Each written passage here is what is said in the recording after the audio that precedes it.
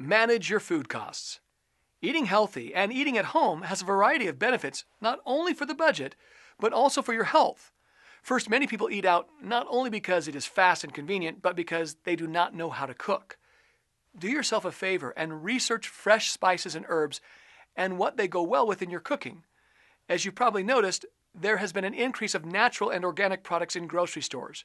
Organic foods are sometimes more expensive than other brands. However, it is important to consider that organic foods do not contain antibiotics, hormones, insecticides, or other chemicals, and therefore if you shop in season for fresh food, it is always more beneficial to buy organic. According to various studies, there are a multitude of health benefits when buying organic produce such as apples and strawberries, meat, poultry, eggs, dairy, and baby food because of the condensed fruits and vegetables. Please stop buying bottled water. It is expensive. Instead, install a water filtration system and bottle your own water.